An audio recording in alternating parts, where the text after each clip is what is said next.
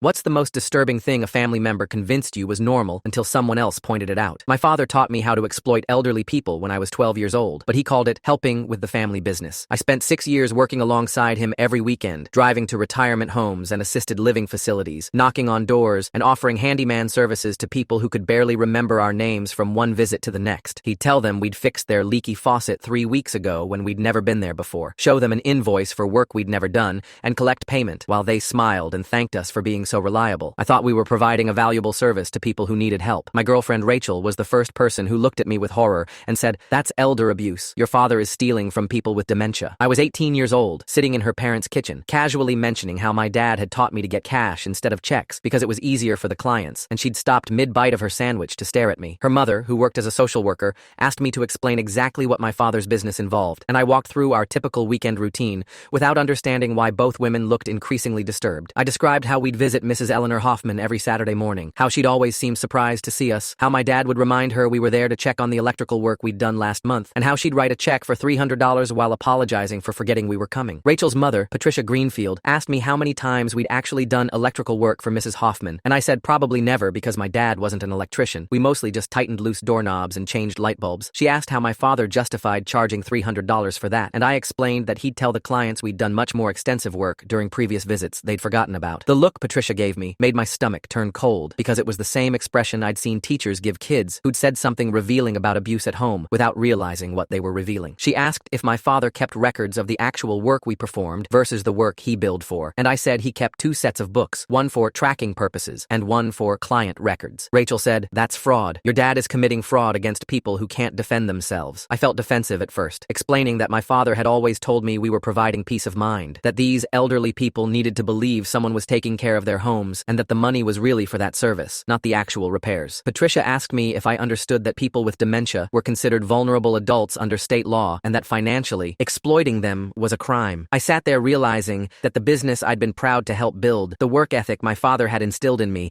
and the college fund we'd accumulated over 6 years had all been built on systematically stealing from the most vulnerable people in our community. I went home that night and couldn't look at my father the same way. He was sitting in his recliner watching a basketball game, eating microwave popcorn, looking like the same man who taught me to ride a bike and helped me with homework. But now I saw him through Patricia's eyes, and I couldn't unsee what she'd made me recognize. I asked him if what we did was legal, and he muted the television, turned to me with a patient smile and said, "We provide a service. These people are paying for reliability and consistency. That has value." I said Rachel's mother thought it sounded wrong, and his expression suddenly shifted to something colder. To see the full story, click the link below or go on my channel.